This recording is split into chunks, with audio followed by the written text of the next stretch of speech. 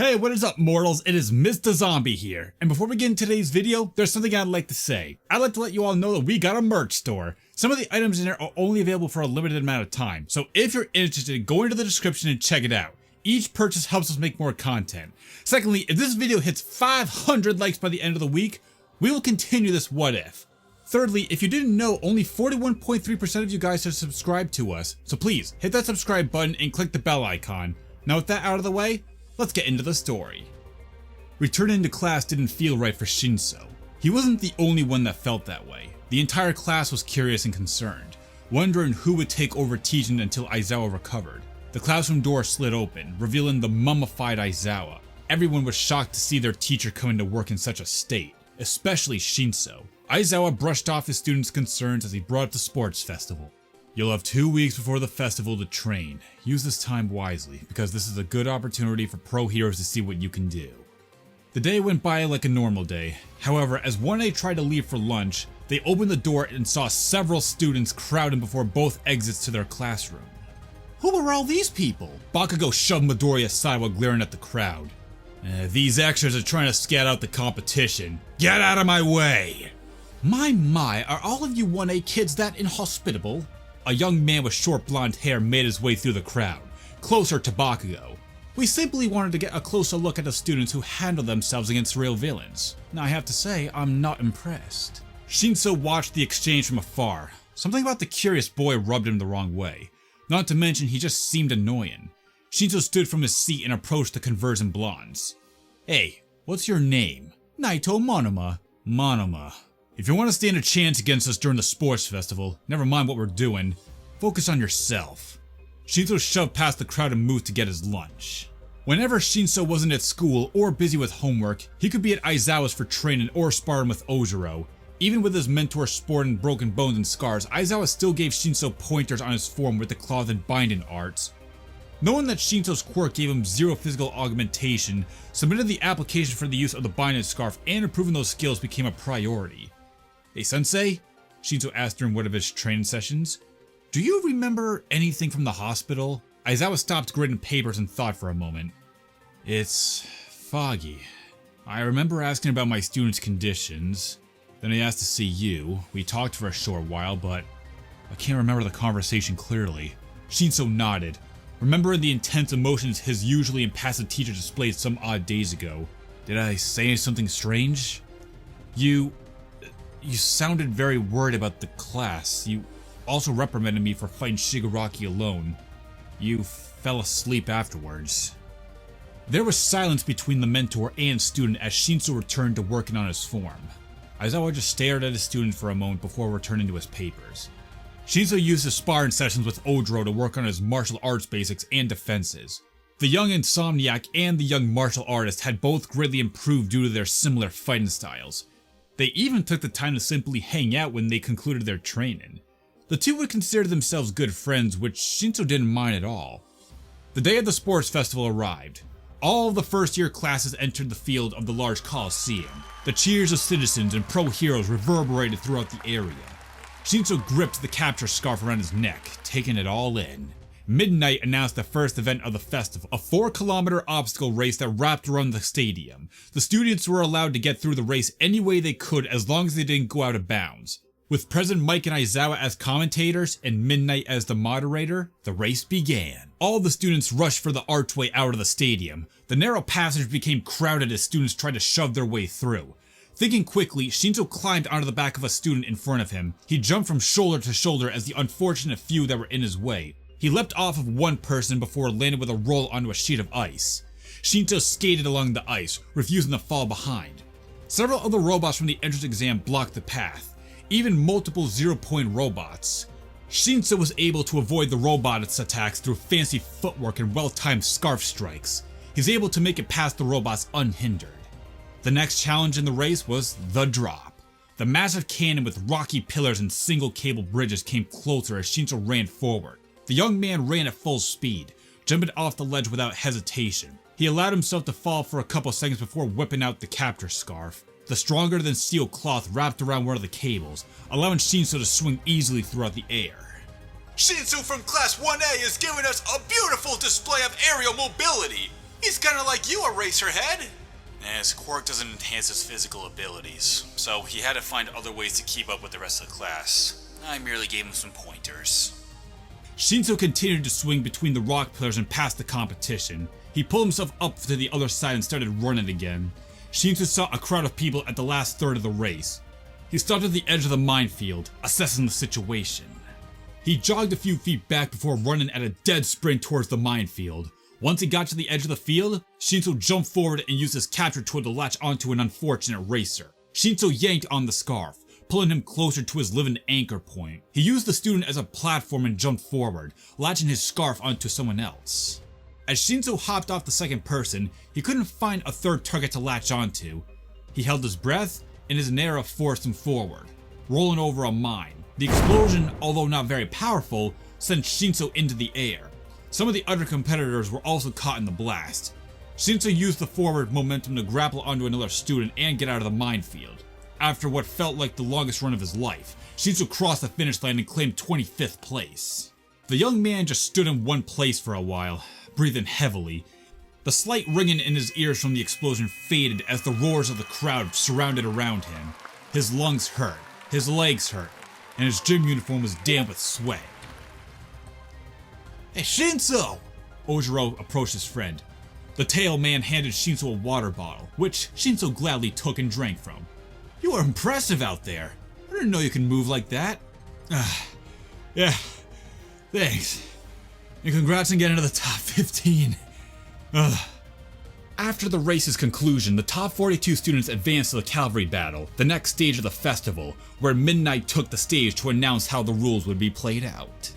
All of you will be given a certain amount of points depending on your placement in the last race. After forming teams between 2 and 4 with one member being a rider, the team's total points will be put on a headband.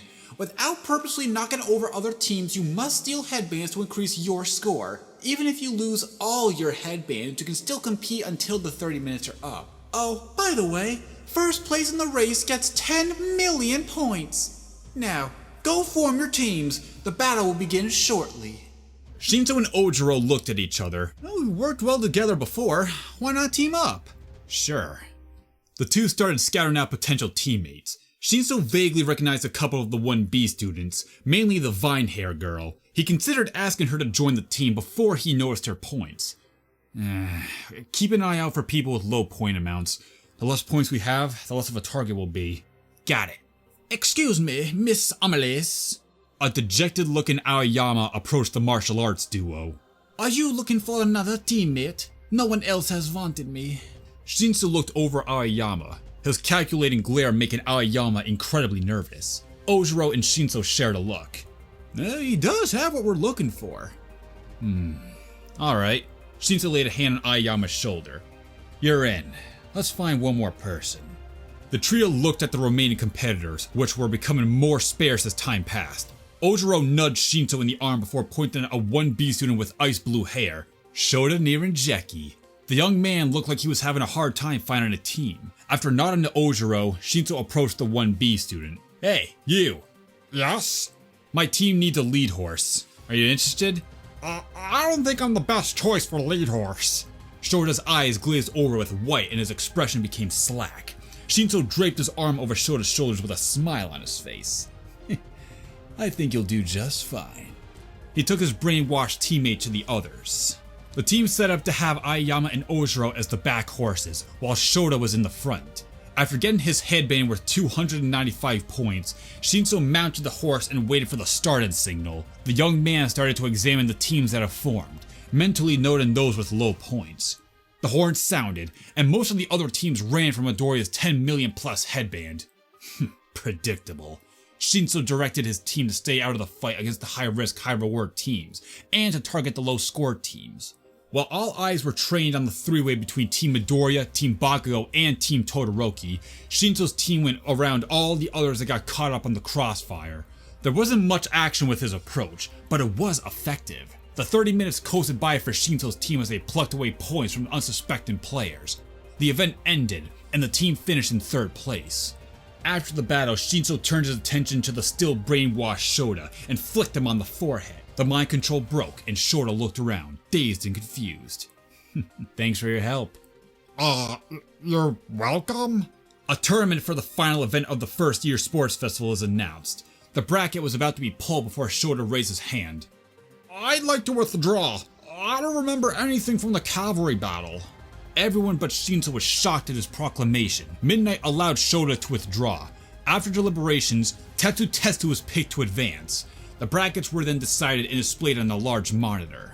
Shinso looked at his first match before going at Midoriya. He and the green-haired boy locked eyes, grinning. The Insomniac nodded to his opponent, which the hero nerd returned with an equally excited smile. With the recreational games underway, Shinso had some time in his prep room to mentally prepare to go against someone he's genuinely afraid of. I gave very little information about my quirk to him. I also haven't displayed my full set of skills for the most part, but Midoriya is observant and an obsessive note-taker. It'll be hard to get him off guard. Shinso was getting nervous about the fight coming up, but then he remembered the quirk assessment test and Midoriya breaking his finger. I might have to make him break himself down or get under his skin, in the worst way. As he finished contemplating his strategy against Midoriya, the voice of President Mike erupted through the stadium's speaker system. Alright everybody, let's get this tournament underway! Shinso grabbed the scarf on his neck as he walked to the arena, his heart beating a little faster. President Mike introduced both young men as they stared each other down. Midoriya looked outwardly nervous while Shinso's anxiousness was more hidden. His hand fidgeted with his scarf. His mind cycled through everything he noticed about his opponent. Ready? Start! Shinso rushed at Midoriya and tried to bind him up. The green-haired boy dodged the attack, moving closer to Shinso. He tried to punch the Insomniac. Shinso redirected and countered by punching Midoriya in the liver, then the spleen. Midoriya doubled over in pain, giving Shinso an opening to grab him and throw him across the stage. Come on, Midoriya! Shinso glared at Midoriya, picking himself up. Aren't you gonna show me what you've been holding back? Again, Midoriya tried to punch Shinso. Shinso sidestepped the attack and swatted Midoriya's arm away. Shinso jammed his elbow into his opponent's nose, causing blood to dribble down Midoriya's face. The green-haired boy stumbled back, wiping the blood away. A confident smile made its way across Shinso's face. I've noticed the way you looked at Uraraka. It's subtle, but it's there. Don't you want to impress her by winning? Yes, no, that's not what you think. Midoriya's expression went blank as his eyes clouded over. A small wave of relief washed over Shinso. He approached his mind slave. You're good, Midoriya, but you let people get to your head too easily. He leaned closer to Midoriya. Now, do me a favor and walk out of this ring. As his classmate walked away, Shinso could feel Midoriya trying to resist his control. It was an odd sensation, like waves churning on the ocean. Slowly, Shinso felt a boiling energy build in the ocean in Midoriya's mind. Then there's another, then 2 more, then 3 more. These 8 wells of power continued to build and build in Midoriya's mind before a massive surge of wind and force pushed Shinso back to the present. Shinso's eyes widened in shock as Midoriya glared at the Insomniac. 2 of his fingers were broken. Amazing! Midoriya just broke out of Shinso's control! What are the odds? Shinso glared at Midoriya, both intrigued and irritated. Midoriya rushed at Shinso and the purple-haired boy readied himself. Midoriya started to push Shinso out of bounds, punching his classmate's face. Shinso tried to break the grapple but failed. Midoriya was still pushing him closer and closer to the edge. Noticing Midoriya's purple and broken fingers, Shinso struck him hard. Midoriya shouted in pain. Shinso took the opening and broke the grapple before moving away several feet. Midoriya aimed his hand at Shinso, with energy starting to build in the green-haired boy's fingers as he aimed to flick at Shinso. Midoriya's ring finger broke as the burst of air crashed into Shinso and forced him off his feet. He's launched several feet back. He's about to go out of bounds. He reacts quickly and throws his blinding scarf at Midoriya's still extended arm. The scarf bound upon his opponent's limb. Shinso pulled hard on the scarf, yanking himself back in Midoriya. The sole of Shinso's boots crashed into Midoriya's chest. Midoriya was punted away and crashed onto the ground. Midoriya is out of bounds! Shinso moves on to the next round! The crowd cheers loudly. Shinso left the ring to help Midoriya up. The boy with 3 broken fingers walked to the nurse's office while Shinso joined the rest of the class in the stands. Zero didn't last long against Todoroki, getting frozen in a massive glacier mere seconds after the match started. As the field needed to be clear for the next match, Shinso decided to give his friend advice for his upcoming fight. Kaminari's brain short circuits when he exceeds his watt limit. Using that weakness or not, should be an easy fight for you. Yeah, Kaminari doesn't seem that great in hand-to-hand combat. Ojiro smiled. If things go well, we might be able to fight each other. I don't think I'd mind that. The duo Beastmaster hand shook before Ojiro made his way out of the fight. Shinso returned to his seat. Ready? Start! Indiscriminate shock! 1,000,000 volts! Kaminari sent a massive charge into the stage. Using his tail, Ojiro launched into the air over the electricity. He smashed his tail into Kaminari, instantly ending the power surge. Ojiro pinned Kaminari to the ground and twisted his arm behind his back. The Sparky teen cloaked himself in lightning, zapping Ojiro harshly. The martial artist persisted throughout the pain and twisted Kaminari's arm further. Ah! Uncle! I give! Please, I give up! Kaminari surrenders. Ojiro will move on to the next round. Ida, Ashido, and Tokiyami won their bouts while Kirishima's fight ended in a comical double knockout. The victor would be determined later. Uraraka and Bakugo's fight was difficult to watch for many reasons, even though it was a wondrous display of willpower and respect. The entire time the battles waged, Shinso noticed Midoriya mumbling as he feverishly wrote in his notebook. As Shinso made his way to the field, a wave of pure heat rounded the corner. The number 2 hero, Endeavor, stood before the young man. The pro hero and the student simply glared at each other. The flame hero was many things, but Shinso found out one thing from Endeavor's eyes. He's a bastard. Shinso made his way to the field, shoulder checking Endeavor as he passed. Todoroki glared at Shinso. I was hoping to face Midoriya. Shinso smiled. Are you ready for our rematch? Todoroki didn't answer. Ready? Start! Todoroki opened with a long-range ice attack. Shinso sidestepped and rushed Todoroki. The half-and-half student shot another ice attack. Shinso used his scarf to swing from an ice spire. He kicked at his opponent, aiming for the head, but Todoroki dodged. Shinso grappled Todoroki, grabbing his left arm, but he pressed his free right hand on Shinso's chest and started to freeze him. Acting quickly, Shinso chopped the hand away and shoved Todoroki back. Hey, what's wrong, Todoroki? Aren't you gonna bring the heat? Shinso pestered Todoroki but got no response. Another wave of ice moved towards him. Shinso dodged the attack. The entire class is fighting with everything we've got, except for you. You're only going halfway. Shut up! An enraged ice attack was released. Shinso swung out of the way and landed on top of an ice spire. I ran into Endeavor before the match. Is he the reason you're dousing your flame? Todoroki looked as hostile as Bakugo as he cast more ice. Shinso evaded the attack, which seems to be moved slower than his prior attacks. He started to see his breath and noticed frost sticking to the exposed skin on Todoroki's left side. Shinso became irritated at Todoroki's stubbornness. You look cold, Todoroki. Half and Half only glared, his body shaken. Do you really think you can win with a handicap? You haven't even hurt me yet. Shinso charged at Todoroki. The freezing boy wasn't able to block Shinso's scarf. The carbon nano fabric wrapped around Todoroki's torso. Shinso pulled the scarf and threw his opponent towards out of bounds, but Todoroki made a wall of ice and surfed on it back into the fight stage. If you don't stop limiting yourself, you're going to lose. Todoroki's shivering had gotten worse as the fight wore on. Shinso stood tall, his own fire in his eyes. He was going to get his classmate to flame on one way or the other. It's clear you don't give a damn what your father thinks, but what about your mother? Todoroki's eyes widened as he visibly flinched.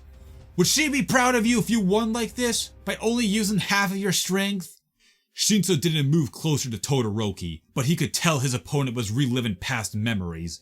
Heat waves started to radiate off of Todoroki's right side as the frost on his left began to thaw. You're not your mother, and you're definitely not your father. You are Shoto Todoroki. Now accept both sides of your quirk and show me what you're made of. Raging flames erupted from Todoroki, consuming his right side. Shinso's eyes narrowed as he noticed Todoroki's deranged smile.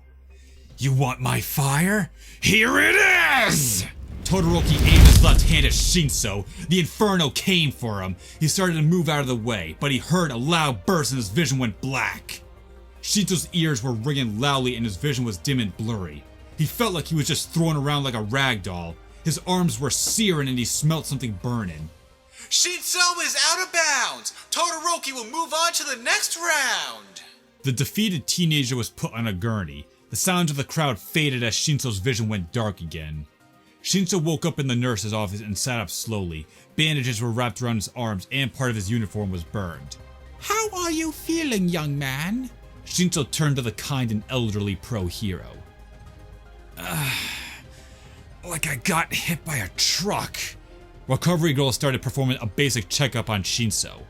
"You're lucky you didn't get a concussion or burns worse than the first degree, but I suppose that's the risk you take when messing with people's heads." The insomniac chuckled at that. Shinso was free to go and started to return to his seat in the stands. He noticed a lean man in the light gray suit approach him. Shinso stopped and let the man approach to see where this encounter would go. "Congratulations on making it as far as you did, Shinso." "Thank you, Mr." The man extended his hand. "Mirai Sasaki." Shinso shook Sasaki's hand. It might have been a trick of light, but Shinso thought he saw the older man's eyes turn black and purple. Sakai blinked and his eyes were normal again. It must have been just a trick of the light. "Keep up the good work, young man. You have potential." Sakai started to leave. "I'll see you at my agency." "Your agency? Wait, what do you mean?" Shinso's question remained unanswered. Alright, everybody! Let's get this final battle started! Shinso returned to the stands and sat between Ojiro and Kaminari.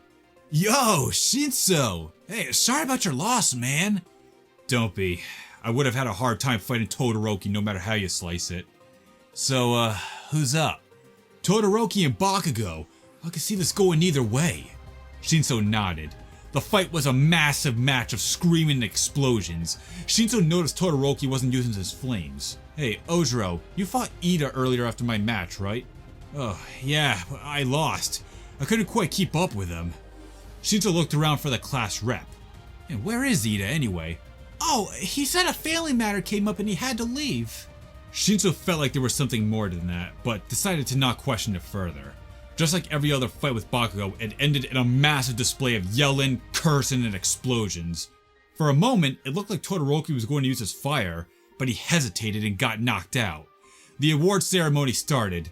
Tokiyami and Todoroki stood calmly on the third and second place pedestals, while Bakugo was chained to the first place pedestal, a muzzle on his face and his arms bound. Shinso left quietly after that fiasco and went straight home. The excitement of the day had worn off, and he felt like he was about to collapse. He crashed onto his bed and fell asleep immediately. Thank you all for watching the video to the end. Now there are a few more things I'd like to go over before the video ends. On behalf of We the Celestials, I'd like to thank the writer of this video and the editors for this video. Their details will be in the description. If you're a voice actor, editor, or writer, or you're interested in becoming one of those, go to the Discord that's in the description of this video and hit up the head of one of those areas. We're always looking for more members to join us. That's it from us for today's video, so thank you all for watching, and don't forget to hit that subscribe button if you're interested and hit that like button if you liked the video. Until next time, peace out mortals, have a fantastic day.